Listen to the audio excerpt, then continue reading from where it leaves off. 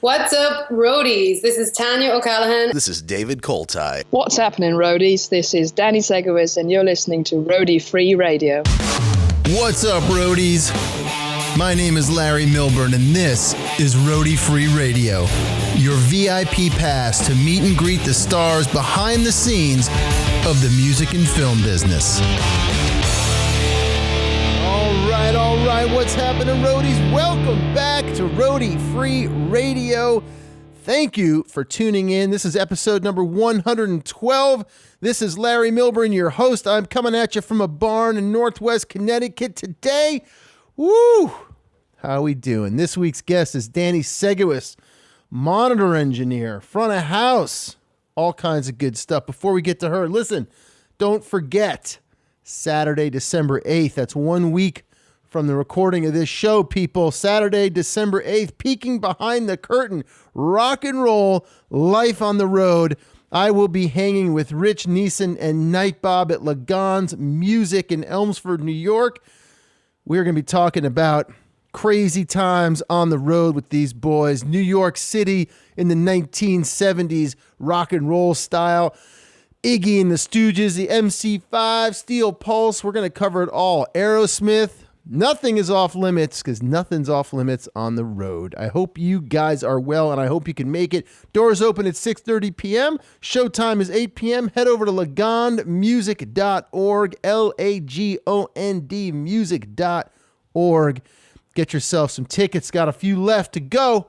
Hope to see you there. Come on down and say hello.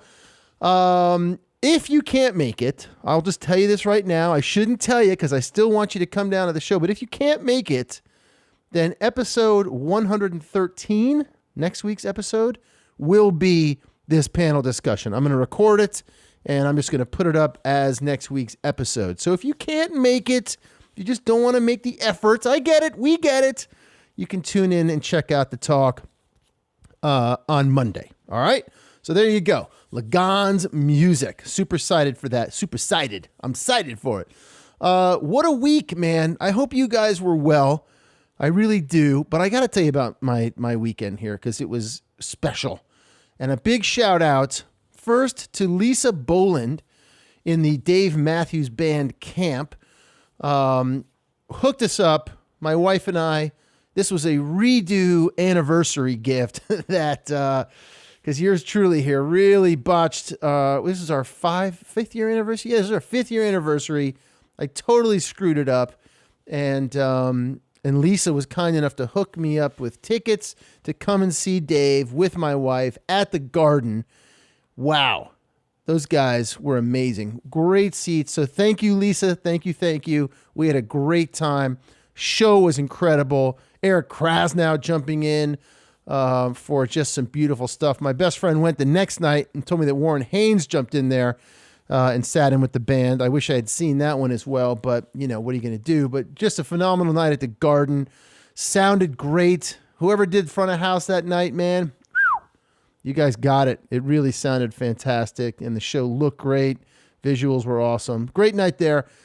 2 nights later, Saturday night, my good buddy Night Bob had me tag along to the Gramercy Theater where he was mixing Led Zeppelin, the all-girl rockin' equivalent of Led Zeppelin, doing their tunes with a whole lot of strings, a string section. Wow, that was epic.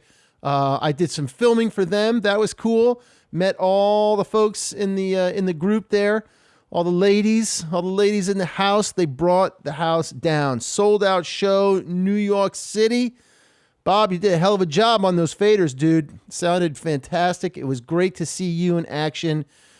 Thank you for having me that night. It was really, really cool to be there. And thank you to everybody at the Gramercy for letting me run around and be backstage and on stage and all parts of the stage. It was super cool.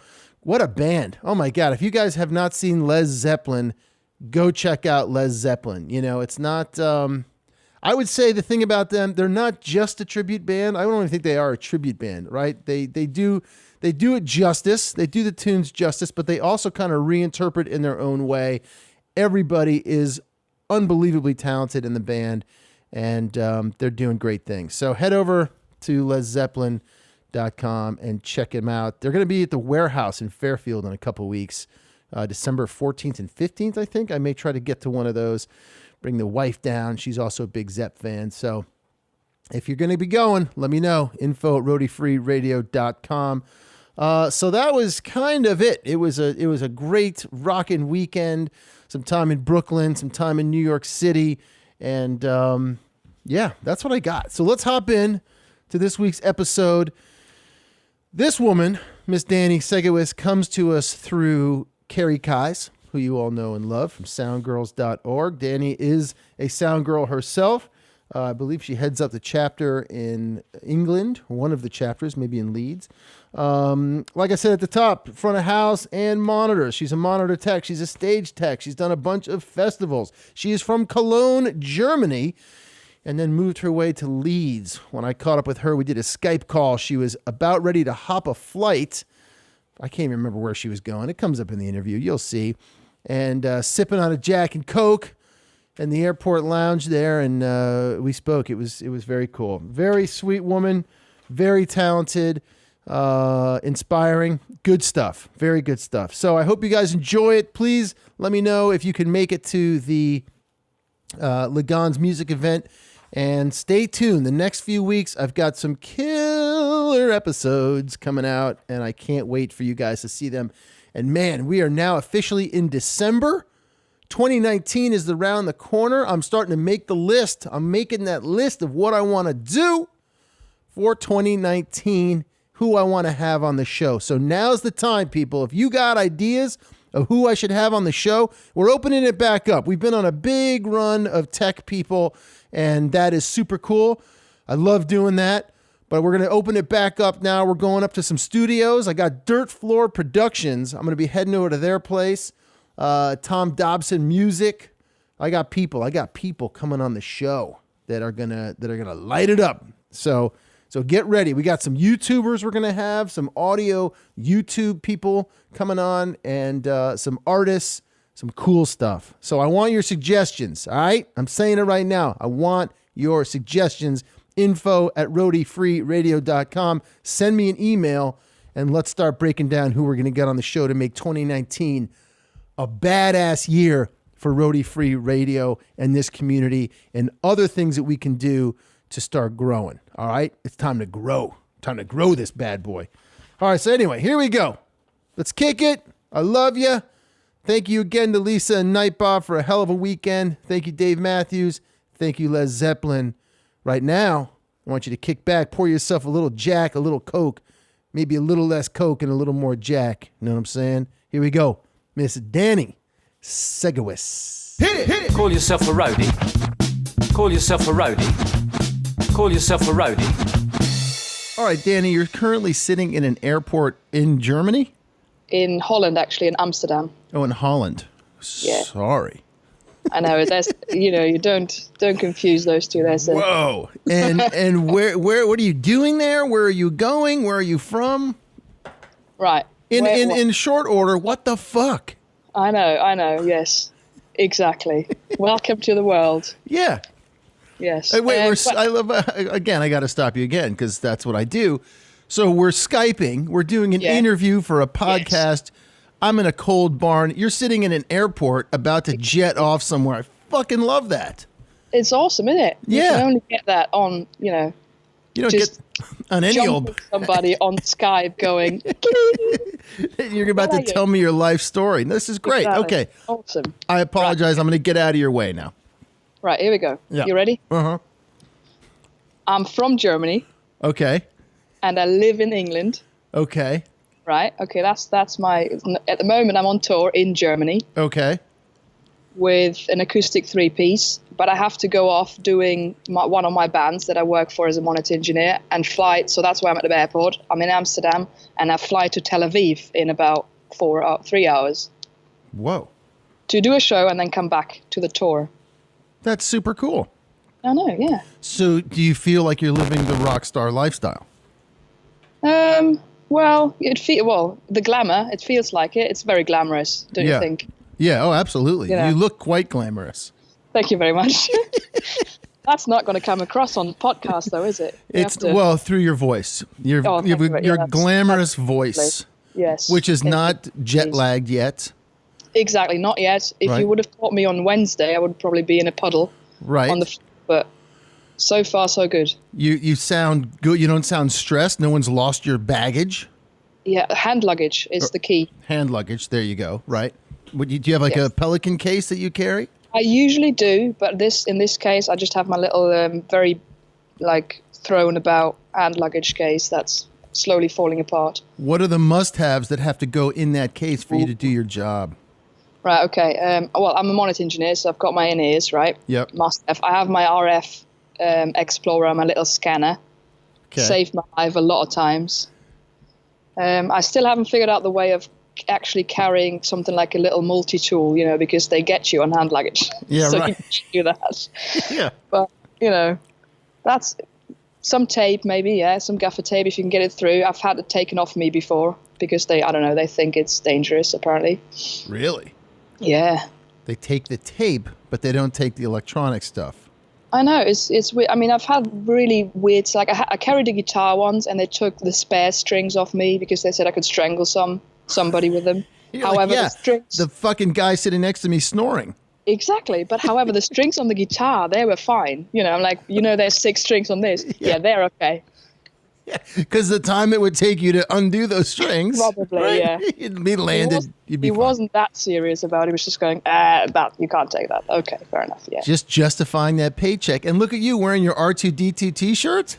I know. Look at that. I read my son, I have a 3.5-year-old son, and he's obsessed with this one little Star Wars book that we have called Darth Vader and Son.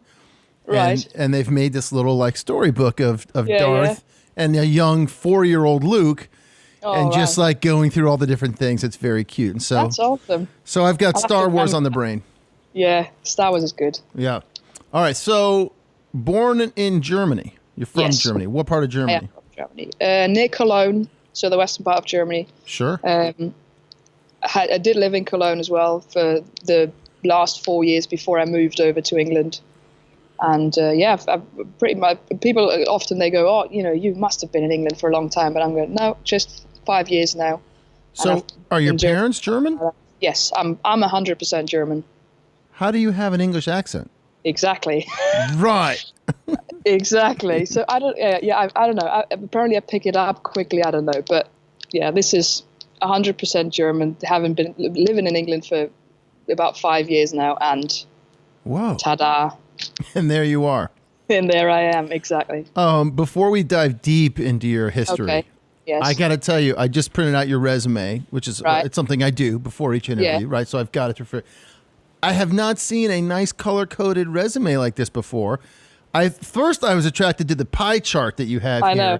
That's super cool. That's really cool. But then I saw the audio meters to show, what you have the most experience at. Yeah. That is very cool. No one listening to the show is going to see this, but folks out there, color code your resume because it helps. It's cool. See, my thing was I mean, I guess if you're in the industry, you're probably a bit of an artsy person. Maybe I can a lot of times visual, or even if I hear something, that's what if you see a big resume and it's just one line after the other, and you go where? And I wrote it. I remember I wrote mine, and I looked at the piece of paper and I thought that's just. You can't see anything on there. Yeah. So you need to, I was like, right, I need to find a way to kind of just get it. And you can look onto it and you just right away kind of go, oh, yeah. Monitors. That and that. Yeah, exactly. I'm going to hire her for monitors. That's what she does. That's super cool. All right. So let's go back. Right. Here we go. But we're going deep. Uh-oh. First of all, big family. Ish. What kind of? Well, I've got 2 brothers. Okay. But then my dad's got 3 brothers and my mom's got 2 siblings. So that way it expands a little. And if families coming together, there would always be a good group of people. Yeah. Me. Yeah. Go on. Is there anyone else in music? Not really. My uncle plays a bit of bass, and has a band here and there, but it wasn't really, there was always music playing in terms of they all enjoyed listening to it, but there wasn't really anybody actually working or, anything like that. Yeah. So are you the youngest of the brothers? I mean, yeah. Yeah, I'm in the youngest middle sibling.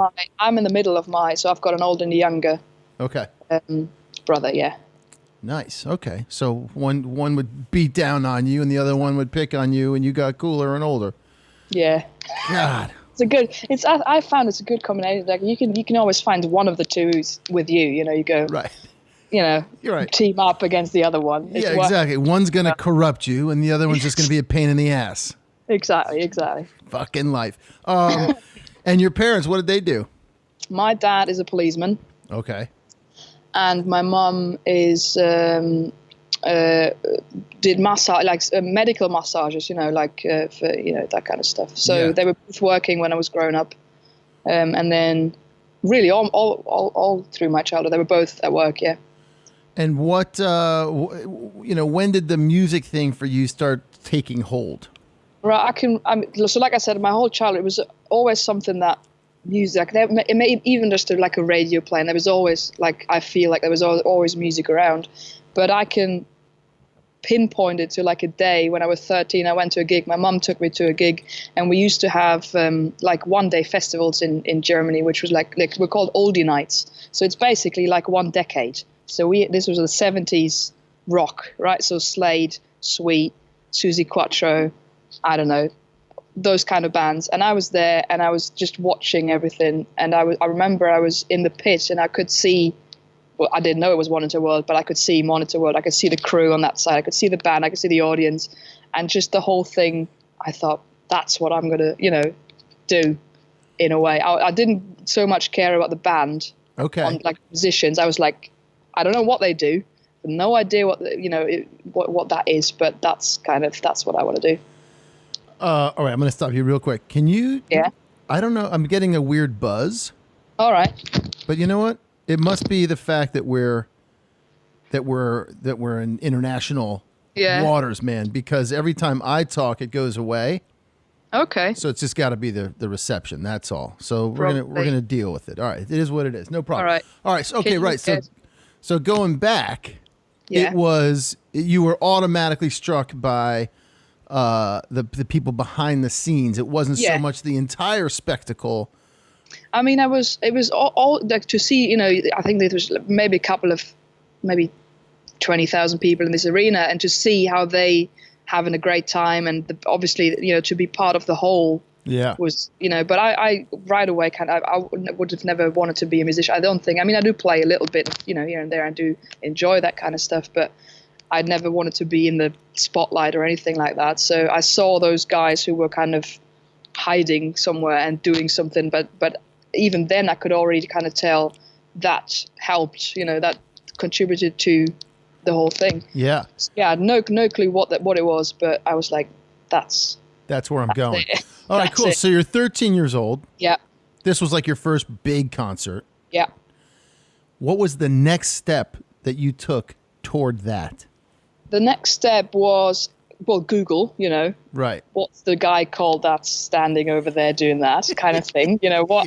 Yeah. Because, like you I didn't have anybody in my family who kind of knew, well, that's the career or whatever. Yeah. So a bit of research trying out. And then I was quite lucky that some of those bands I got to know the crew. I got to meet some of the people, and I got to see them like maybe once a year or something. And I just went, it's like, can I go stand behind you and just watch what you do? And you go, yeah. How did that happen? Well, my mum was kind of becoming friends with some of the people involved in those big shows, and she always tells a story that she thought she would take me once, because I would always say, oh, can you take me to one of those shows as well? And she would always say, oh yeah, I'll take you once, and probably 13-year-old kid would never want to go again. Yeah, but that was wrong. Little did she know.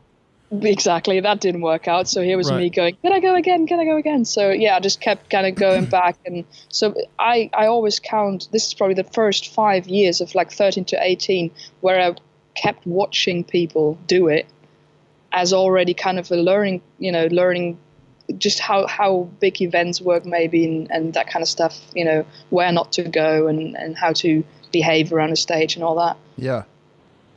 That's wild. And then were you taking that back? So 13 to 18, you just said? Yeah. Yeah. So were you taking that back to your high school or wherever, or your friends who were in bands, and be like, hey, I am going to buy a mixer and try to mix you guys? Or Yeah, no? I did kind of, we had something at school. So they had like a big band, and I tried to kind of get into there, but the teachers weren't very encouraging, may I say. So it was even whenever I said, well, I want to go into music or music tech or that kind of stuff, they were like, oh, no, you should probably, how about this, and try to get me to probably choose, something else. If it has to be music, how about teaching or, that kind of stuff. Because why? Well, I mean, that maybe because I was a girl. I'm not quite sure, because there were some boys in the classes who did, help out around the mixing, whatever it was. But I think because I had the connection, I met those guys on the concerts, I didn't really care too much. I was like, all right, if you don't want to show me that, I'll go back to the other guys, and they'll happily let me watch. So it feels like I just kind of, whenever I encountered a no, I went, oh, I'll find, I'll go that way then.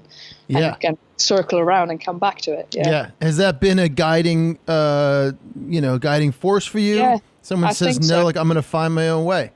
I think so. And I never, it was actually when Carrie wrote a piece about me, a little profile, that I thought about this whole thing, because she obviously asked the question, did you ever had to overcome any obstacles? Because it never felt like it to me, but like looking back, it's probably whenever I hit a dead end, I went, oh, I'll just go the other way and see if, right, find my way that way.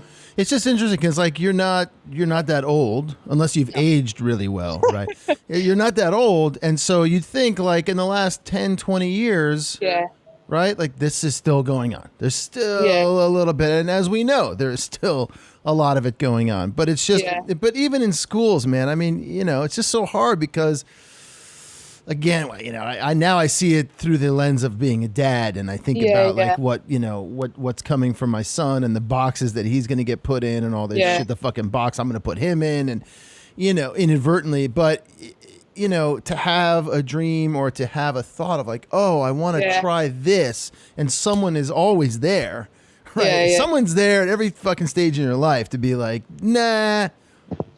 And it's really their hang up, right? It's not your it's their hang up. No, exactly. In Germany, the school system is like, I know certainly in America, you can do probably a bit more specified technical, already in school, you can kind of go away or one way or the other, maybe. Yeah. In Germany, it's all very, you go through school the one way. There's not like you can then specialize in the one or the other. You just go through the school, and they try to obviously maybe advise you about where to go from there, but you can't really specialize at school yet. So it wasn't like that would have not been an option for me anyways.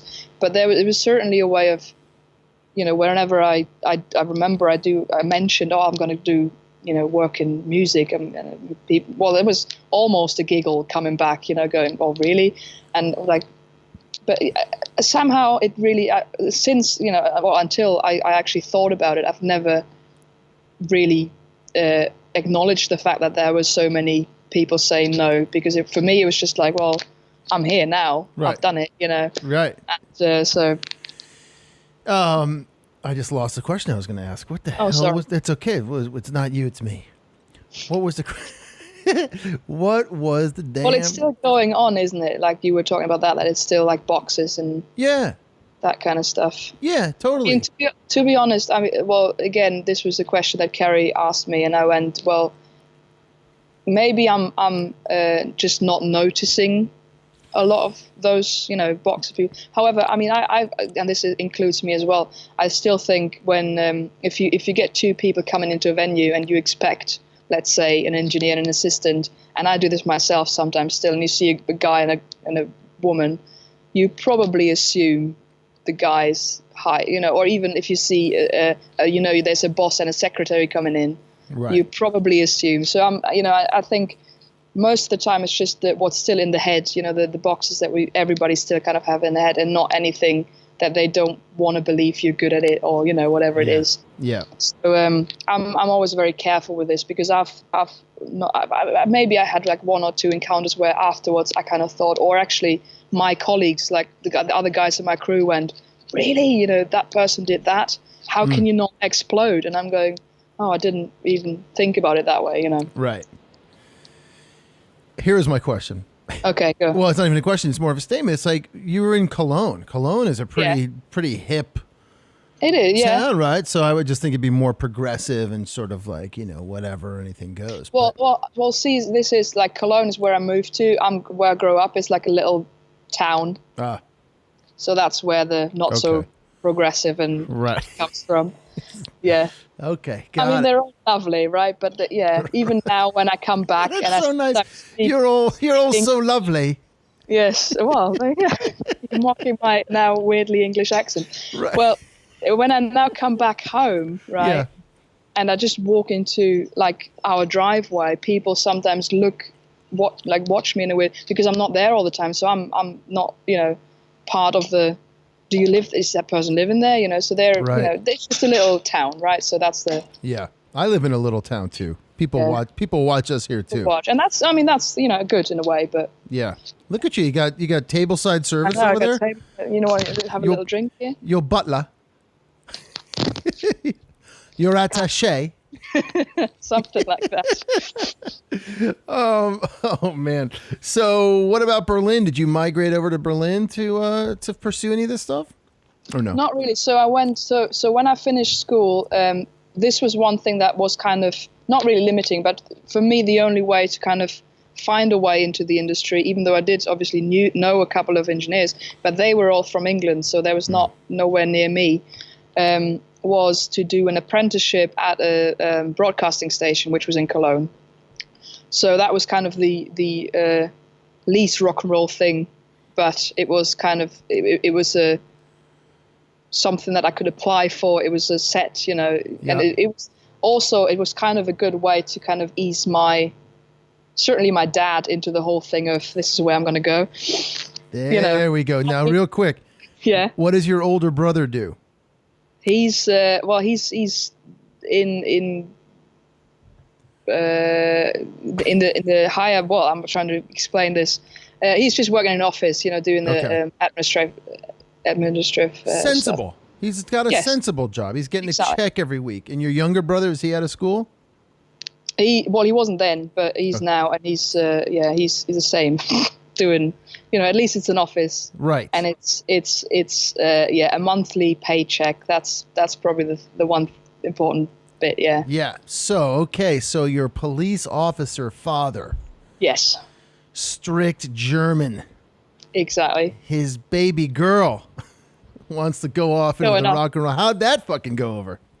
Well, yeah, like I said, the broadcasting station helped a lot. But also, yes, he did have the rock and roll image in mind as well. But the other part was the freelance and what comes with it, and it's not, in anywhere scheduled or anything like, Yeah. But also I think somehow, so the apprenticeships. I lived in Cologne. I worked there for 4 years, and I think it took him those 4 years to actually just grasp what it means to be a sound engineer, because again they didn't.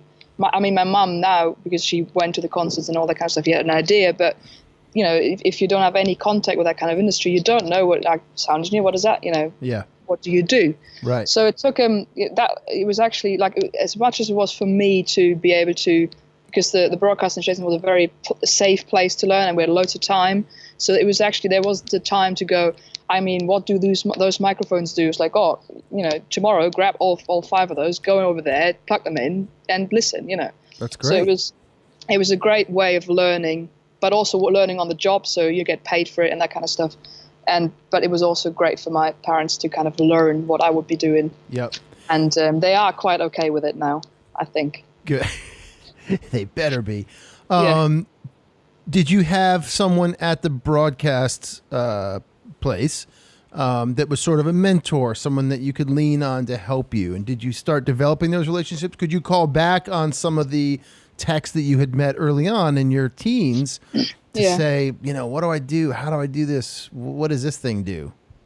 I certainly still have a couple. Like it's probably only maybe a handful of people at the broadcasting station that really, they were kind of the most rock and roll people in there, because they were thinking a bit outside of the box. And I was very lucky that in the last 2 years, 1.5 years, I had my boss of the department I started working in. He had full he encouraged us and went like, yeah, they can do it.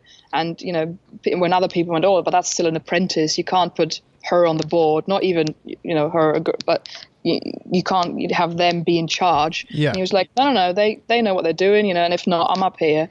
But here you go, so he was always had our backs and send us out there. And, so I was doing this was mostly working with orchestras and doing little featuring musicians, but while the recording is going on, so not to be heard ideally, that there was a PA on in the room, and you had 500 people behind you that wanted to hear the performance. Yeah. And then also the people that I met before that this is probably even more so, the engineers I met when I was between 13 and 18. I'm still in contact with most of those guys, and actually I've got jobs from them now. And when I moved to England, the first job I got was because of the one monitor engineer that I've seen right when I was 13, and he was like, yeah, come over here and we'll get you working. Who is that?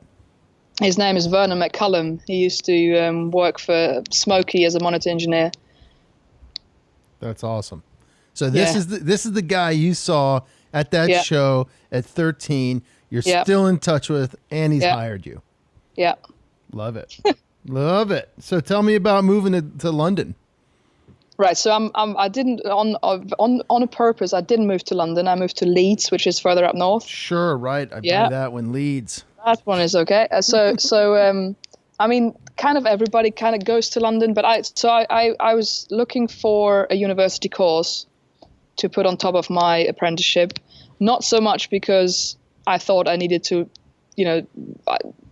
need a university course to do this job, because really I think that's not how you learn this job. You need to do it. Yep. However, German people are still very interested in certificates, and they love their pieces of paper, and I can do what I do. So I thought I'd do a university course, and so I get the certificate in the end, really. And if I go back to Germany and I want to work for a big company, I have the piece of paper.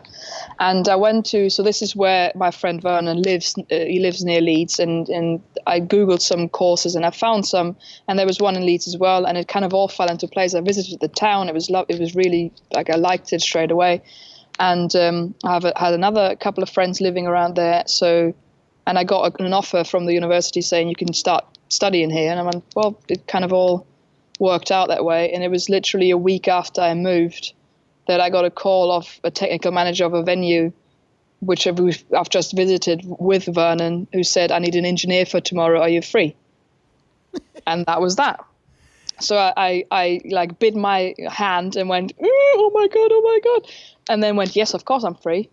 Can I come down today to have a look at the system? Because I had no idea what was in there. And then, and that was that. And I probably spent about a year and a half working in that venue.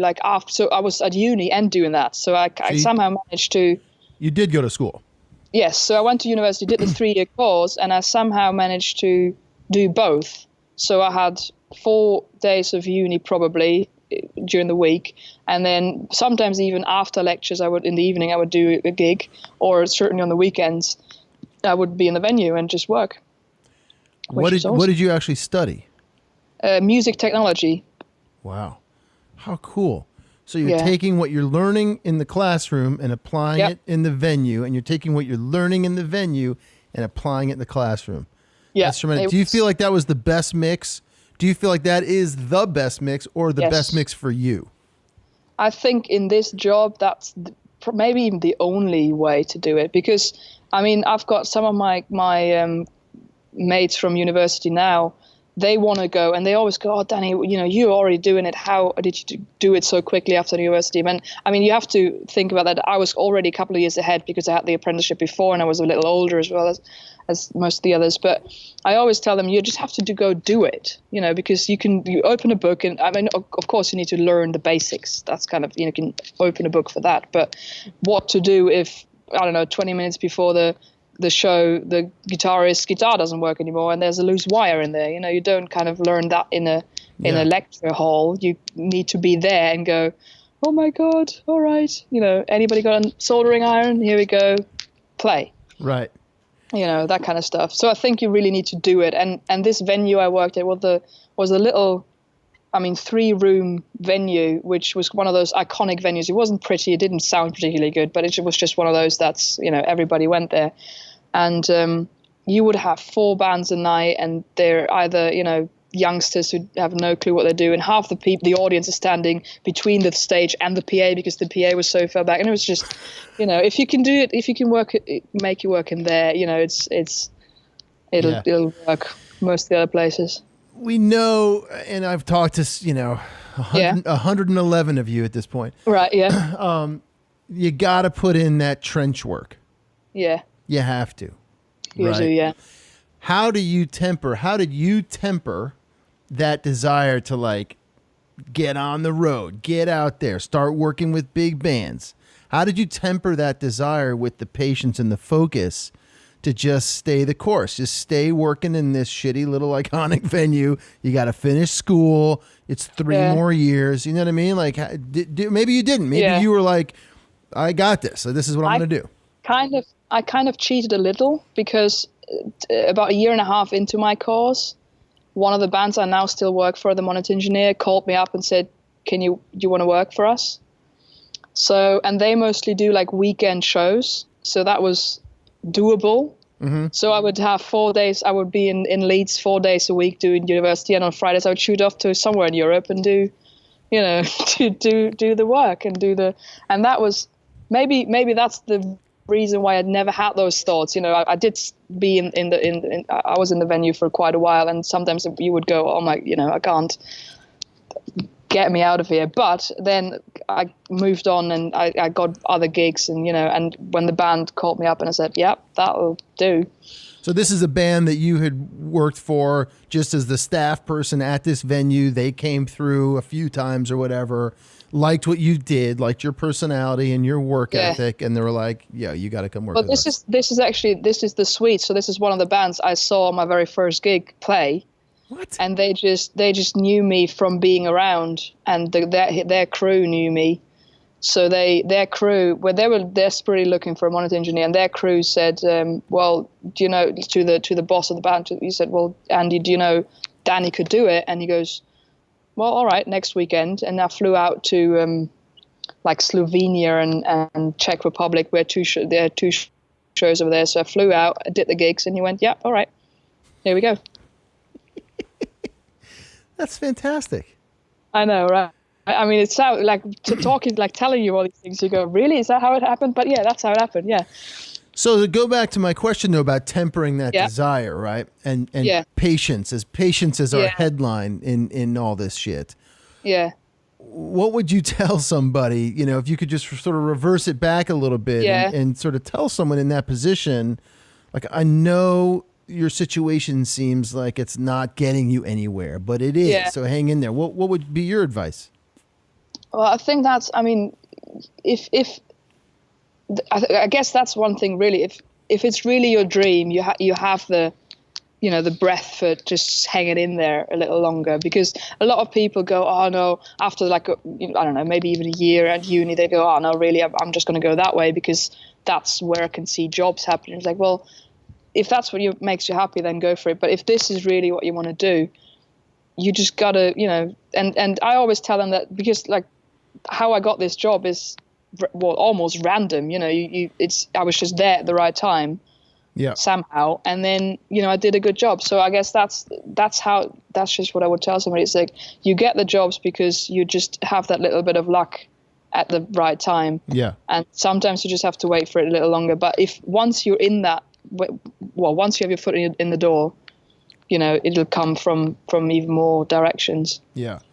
All right. So you've got, monitor engineer, front of house, broadcast, touring, stage system, all these different pieces of this pie of your skill set. Where are you most comfortable? Monitors? Monitor engineer. Yeah, definitely. Why? I think I like this is probably a challenge more, to just, what I love most about it, if I mix a show and I can hear, it's like, oh, this sounds good to me. And I watch my artists and they're having a great time. And I remember just pushing up an audience mic and your lead singer gets the biggest smile on his face and, plays with the audience. And I'm going, yeah, I just had a little tiny part in that. They're having a great time. You look at the audience is having a great time. So I think I do like the interaction with an artist, and because a lot of times they do tell you something about what they want in the monitor, but it's just how, I've got one musician who always says, oh, it's 400 hertz. Can you take it out? It's rarely 400 hertz, but that's just his cue to me. It's like, it's a frequency thing. It's not a level or whatever. So I just like to kind of, the interaction, the translation, if you want to call it that, of, they give me information and I go, all right, based on this, that, and that, and that, it's probably this, and see how it goes. Yeah. The communication, communication with them is more direct. You like that, as opposed to being in the middle of the house or the back of the house, and I guess getting the vibe from the audience as well. Yeah. Yeah. I mean, I do occasionally mix front of house, and of course, if you have a great show and everybody's loving it and you're right in the middle, that's a great feeling as well. Yeah. But I feel like there's always a little part of the audience that is not happy because you can't, always a little part of the venue that's not right.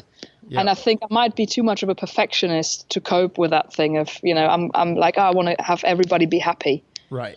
And at least on monitors, I get a little chance of achieving that.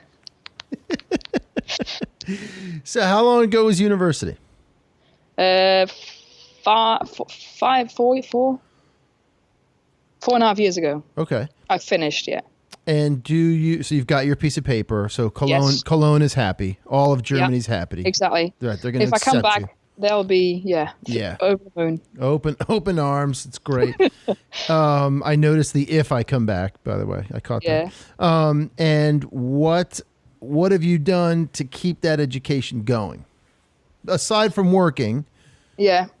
How do you keep sharp on new stuff? I do, exactly. New stuff. I just like to, if you, about desks and stuff, I always like to, my way of learning a new desk was always using the offline editor and kind of getting to know their little quirks through that. Mm-hmm. But I try to, when there's downtime, that we all have in our industry, I try to just do some courses, go to manufacturers, just have a look at new desks. So just, especially now where everything goes digital and you have all the IT that you need to know. Yep.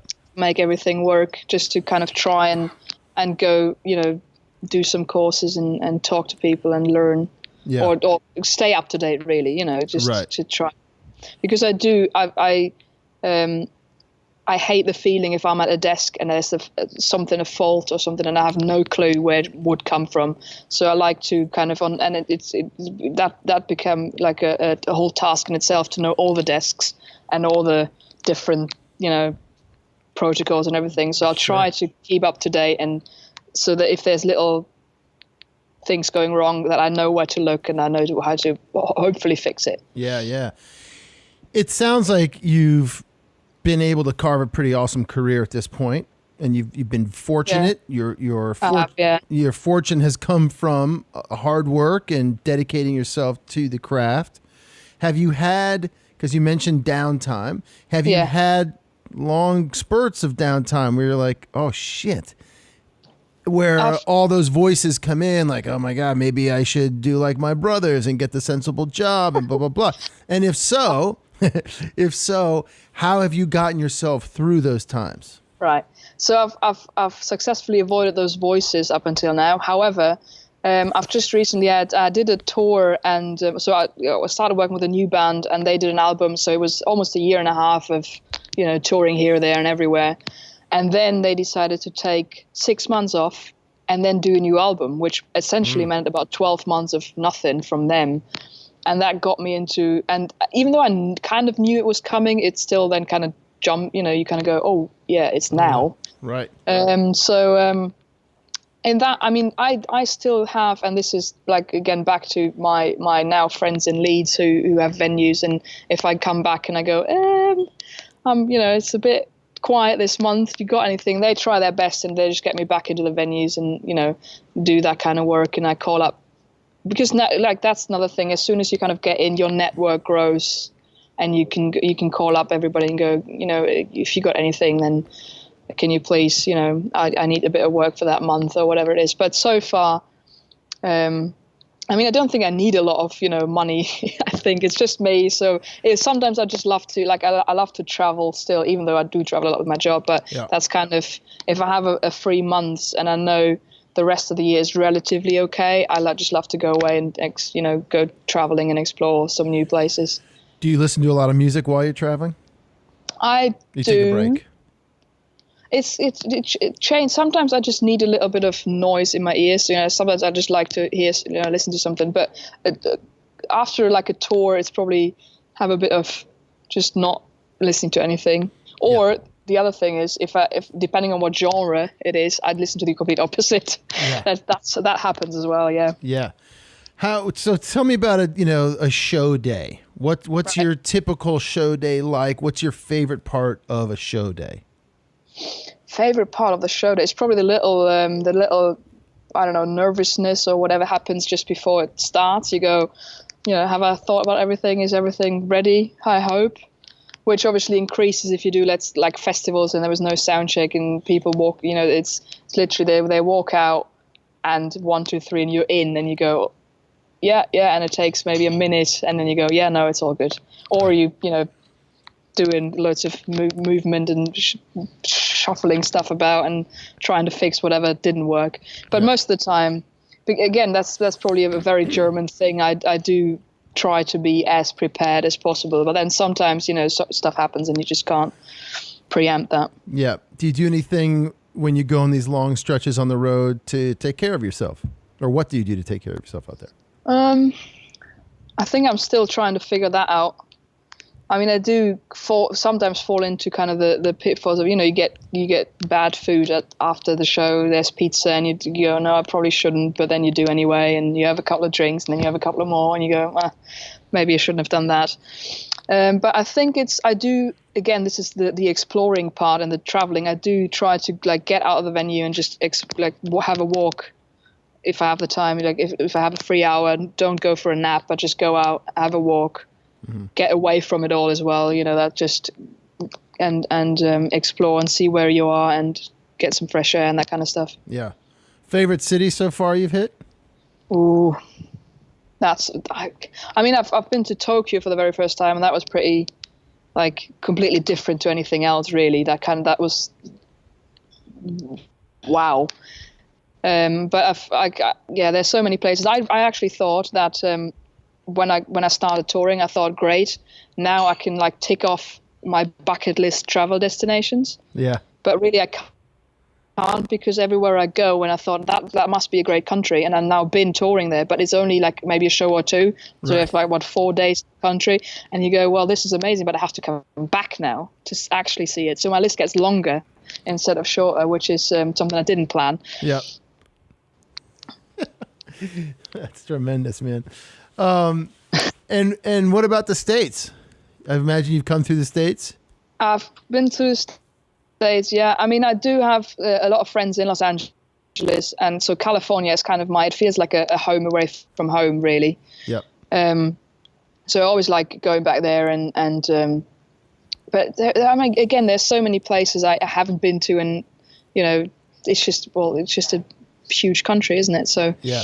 I'll have to come back a lot of times and just explore all the little areas. Of the systems that you work on, Digico, Midas, Yamaha, and whatnot, what's your favorite? Where's the one you feel the most at home?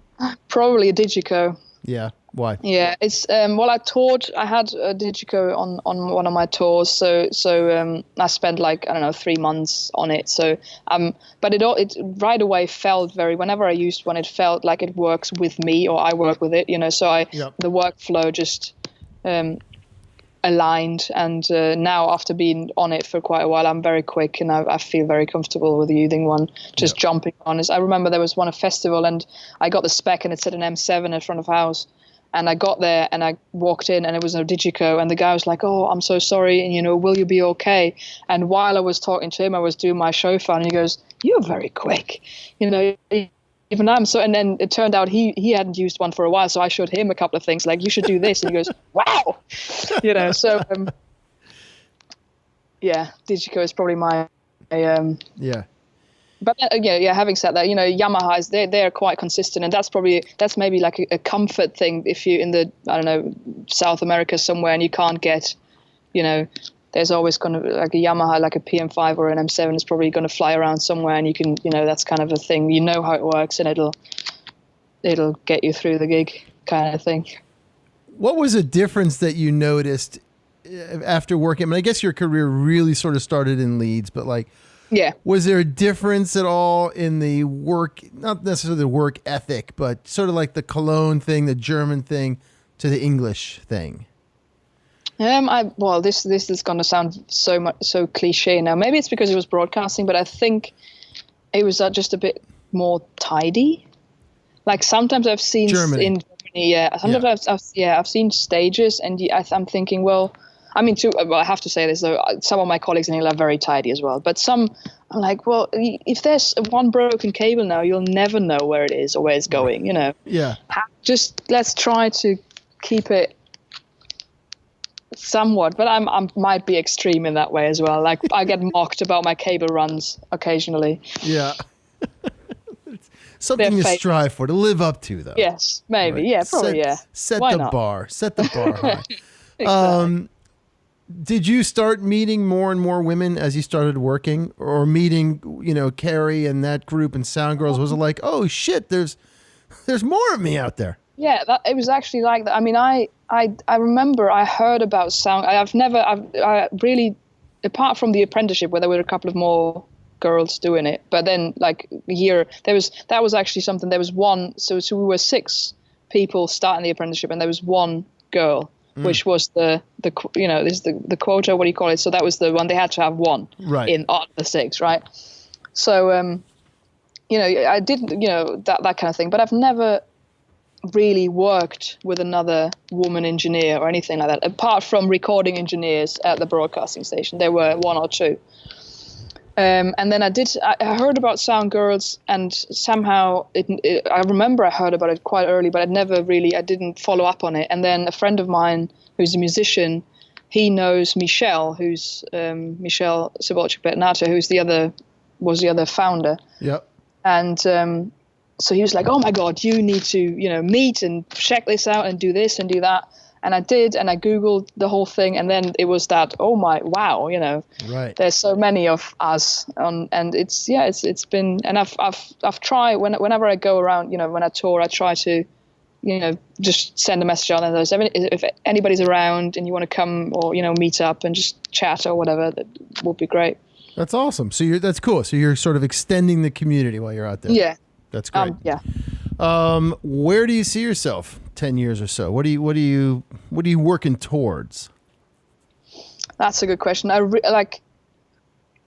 guess just maybe, I don't even know if it's bigger tours. I guess because I've recently actually talked to a friend of mine about this. Like, there's not so much as a career ladder in this industry. You get into it, and if you found your job, which I guess, at least the monitor side of things, so whether that'll be monitor engineer or tech or maybe RF tech, that kind of stuff, but that side is certainly where I see myself continue working. Yeah. Then you kind of more in a net of things, you go left, right, and then maybe so it's not so much up from where I am now, but it's just going to other bands, doing I've not toured Asia a lot yet, so I guess just really keep touring and see go into weird and wonderful places, because that's something I really like. Is you don't necessarily go to the place that's where the tourists, or where if you visit a country, you go into the one little village somewhere and you have no idea where you are, but it's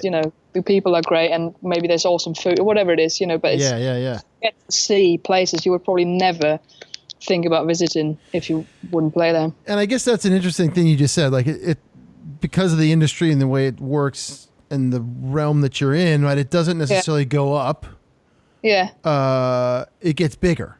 It gets bigger or smaller, right? It's like a bigger band. You got bigger venues. You just have more stuff. Surrounding it, or you go smaller band and. Yeah. But it is probably tough to make the adjustment the other way, right? Like imagine going back to a van tour, or going into a van tour or something. That's got to feel like, what the fuck? But it's work. Actually, at the end of the day, it's work, right? So you're like... This tour now, actually, so this my acoustic 3-piece tour is, we're in a van. Okay. Also, they're in a van, and me and a colleague of mine drive a van with equipment. And it's different, but it's still, I mean, because it's a great team. And I guess maybe that's, it's all about who you work with and who you work for. If the musicians, if the band's, nice to work for, and then who you're working with. So we're having a great time, just driving up and down of Germany. And it's really nice. That's cool. That's very cool. If you could go back to that 13-year-old girl and impart some wisdom to her. Wisdom, oh dear. Right?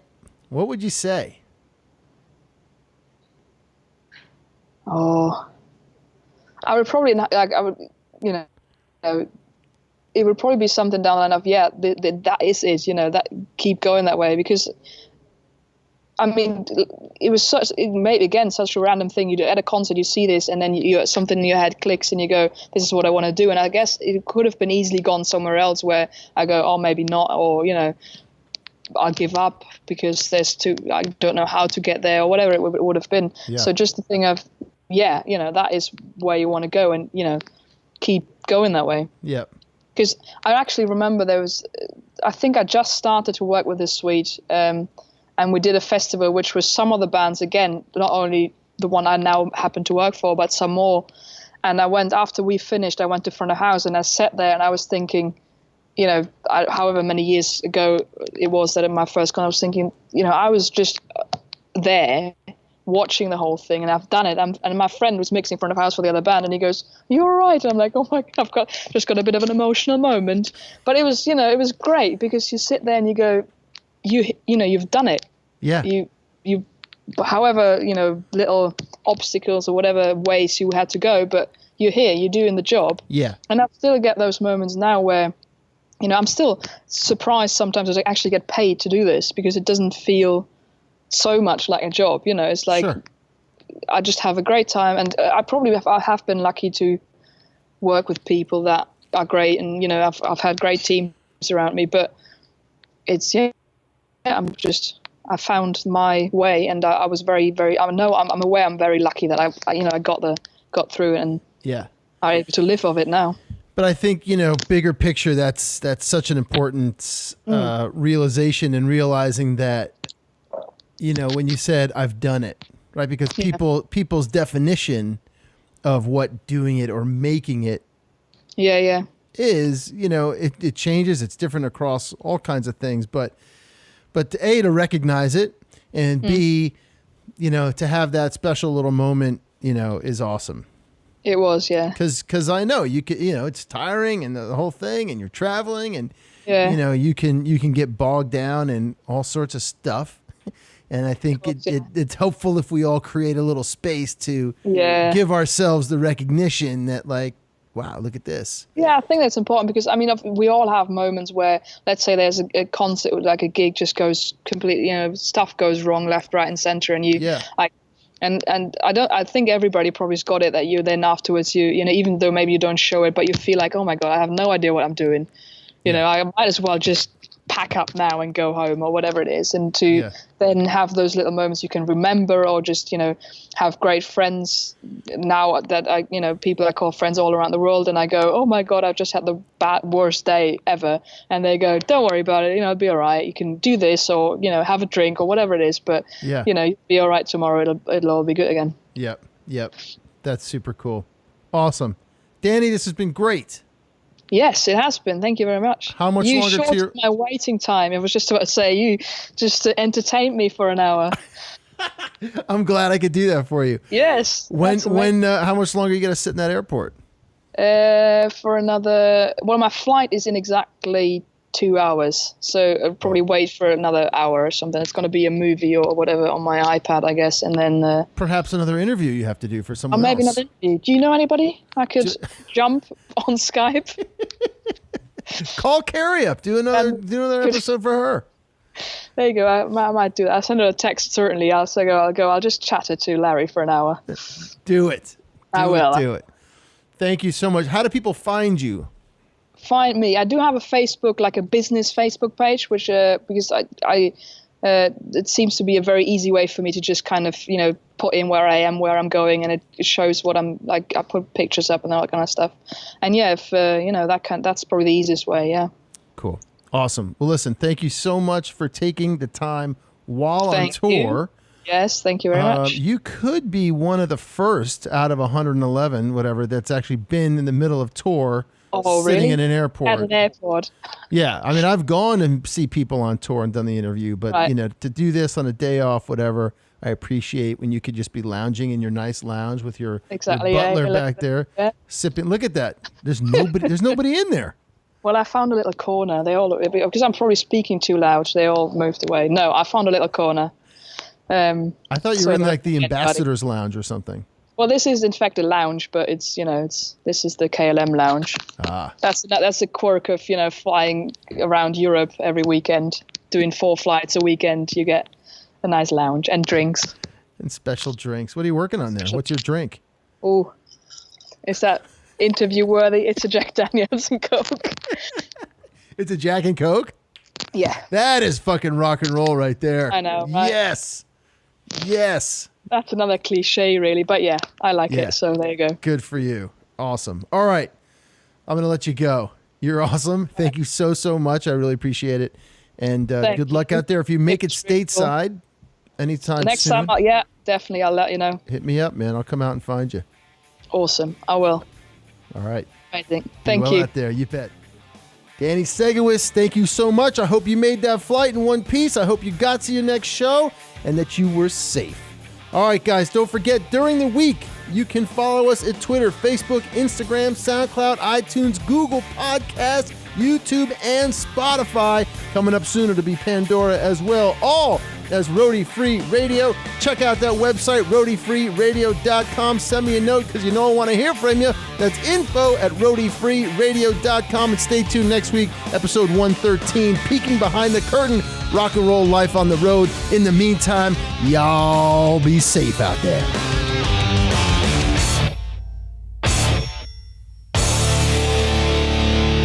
No roadies, no rock and roll.